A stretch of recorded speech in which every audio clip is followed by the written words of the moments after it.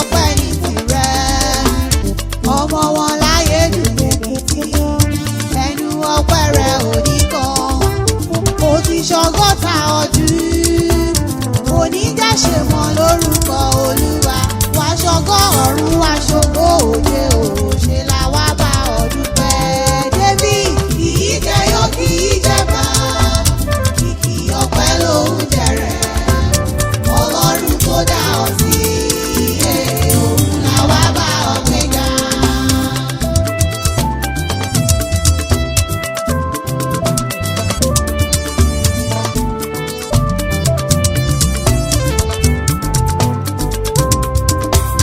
Olúwa mú ìwà bẹ̀rẹ̀ kó òjò bẹ̀rẹ̀ kó òjò. Akíndébí bẹ̀rẹ̀ kó jíjó ayọ̀ bẹ̀rẹ̀ kó òjò. Mo ò ní báwọn náà jà wẹ́rẹ́wẹ́rẹ́ láyé bí. Bẹ̀rẹ̀ kó òjò. Ayọ̀ àjòkó sínú Olúwa ní bẹ̀rẹ̀ kó òjò. Alámọ̀kẹ́ mo tún dé o, ẹgbẹ́ wọn wò lẹ̀ ń mọ́ rọra. A ò nílò láti wẹjú ká tó dá fímọ̀ láàrin ọjà. Bẹ́ẹ̀ bá sì gbóhùn mi, bẹ́ẹ̀ sì mọ̀ pé mi náà ni. Borí ẹni bá ti kádùn ọpẹ́ ìní ká ṣe fádá ní ìwáyé o.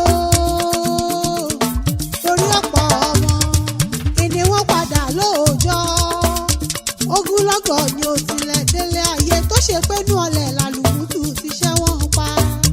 Ọmọ kì í pẹ́ dàgbà rárá o, bébí fẹ́ni Olódùmarè bá dẹ́mi rẹ̀ sí ní nínú ayé bí. Òní ọjọ́ kẹtàlélógún oṣù kẹta ọdún 2023 ìlógbọ́gọ̀ ọ̀tá ọdún géré tí Olúmúyìwá Akíndébí ọmọ bàbá Fáṣàyé dénú ayé bí. Ọdọọdún yìí ni lásán ológun lógún o. Ọdọọdún yìí ni kàn án so lọ́gbọ̀n. Ọdọọdún yìí ni pèrègún máa wọ̀ tutù wálé ayé. Olúwa mú ìwà ó ní fọdún èyí ṣàṣemọ́ láṣẹ àga ní ìwáyé. Ọkọ̀ Fúnkẹ́ mọ́ gbọ́ bí mo ti wí o. Ọmọ wọn láyé dùn Èkìtì, ilé ńlọba wà kówó òde. Ẹ̀yìnkùlé ńlọba wà kọ́wọ́ ọ̀dẹ̀. Yàrá ìlọba wà kọ́wọ́ kankan lè torí ìrẹ̀lẹ̀ ní Alámọ̀kẹ́ fi ń perí rẹ̀. Ìwọ ló lò ní ayọ̀ rẹ̀ ò ní ìbànújẹ́ lórúkọ lọ́rùn ọba. Ẹnu tó fi ń dúpẹ́ òní kan láyé bí o. Ọ̀rọ̀ bí ọpẹ́ kò mọ̀ ní kásẹ̀ lọ́dẹ̀ rẹ̀. Àbọ̀ ọmọ pé dídùn ìlà abalẹ̀ olóyin. Ìkorò oníwọ̀nú ọ̀rọ̀ rẹ̀ lórúkọ lọ́rùn ọba. Ẹ̀mí rẹ̀ tó ṣọgọ ọ̀tá ìní yóò ṣògo òjé láṣẹ àdáni wáyé. Bàbá Ayọ̀ ọba mi ni mò ń ké sí o. Bàbá Ayọ̀ mi dé, bàbá Ayọ̀ mi kú. Tímọ́tímọ́ Stella Ajíníran, ọ̀rẹ́ Stella Ajíníran láti kékeré o. Látàyè African Church Comprehensive High School ní Ìkẹrẹ. Tí àtúmọ̀ sí kọ̀ǹpúrò wọ́n tún ṣọ̀rẹ́ ọ̀hún títí. Wọ́n ṣe é dá Amẹ́ríkà, ọ̀rẹ́ tó ṣe é fi yangàn láwùjọ. Adúrótì ni mọ̀mọ́ yẹsẹ̀ rárá.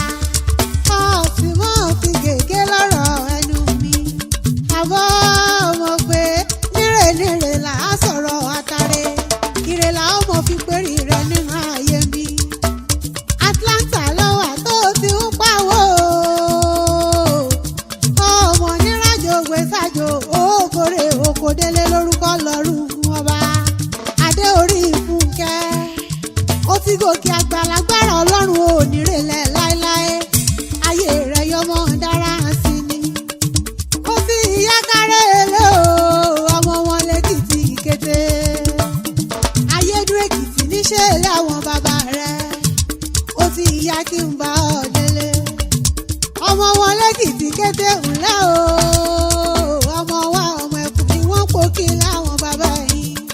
Ọmọ ojúmọ́ ti mọ́ kó lówó mowó. Ọ̀ràn wú má kẹ̀kẹ́ káàdì wẹ̀sẹ̀ bọ́dọ̀ omi àlọ́. Ọmọ àkúṣù sún kẹrù bébí.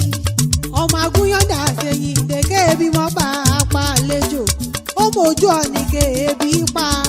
Ọmọ ajísùn ọ̀ní Olúwa mú ìwà.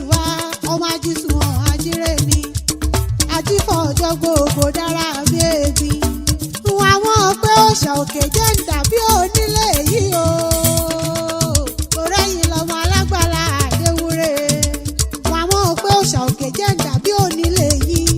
Àbọ̀ mọ̀ pé bí wọ́n bá dàbí onílé yìí, wọ́n ò lè fi wá jó nílé yìí rárá. Ọmọ aláàgọ́ àdìlù gbìnrín gbìnrín gbìnrín. Ọmọ ọlọ́dún ìjọ mẹ́jọ mẹ́jọ. Ọmọ àgbàgbò ṣọ̀ṣẹ̀ ó mú màálù ṣọdún ìgbàgbọ́ o. Ọmọ ilé pàtàkì ìró ká lọ kábọ̀ lùgbùn mọ́rùn sí ní onígbàgbọ́. Ọ̀rẹ́ rẹ̀ Stella Ajiniran, ìyá Dámilọ́lá, ìyá Dámiláre Emmanuel, ìyá Samuel, ọmọ wọn níjẹ̀ṣà Iṣu Èkìtì. Ọmọ ẹ̀hàn Kìtìpá Ìjẹ̀ṣà kẹ́ ọmọ ọjà kí Ìjẹ̀ṣà mọ̀dẹ̀yọ. Ọmọ ọlọ́dọ̀ àrògùn ròbẹ́. Ọmọ ọmọlẹ̀ kan bó forí òrùlé. Àbọ̀ ọmọ pé Ìjẹ̀ṣà uṣu lulẹ̀ uṣu kán ọmọ ọmọ mẹ́wòrà kankan yálé bẹ́ẹ̀. Torí kú uṣu mọ́ bá àtàtàrà. Ọ̀rẹ́ rẹ̀ láti kékeré o. Ọ̀rẹ́ tẹ̀jọ ń dẹ́rìn pa ara yín, tẹ̀jọ ń múnú ara yín dùn. Ìbànújẹ́ ò mọ níwọ̀ ọ̀rọ̀ yín lórúkọ lọ́rùn ọba. Ikú òjijì ò níyà yín o.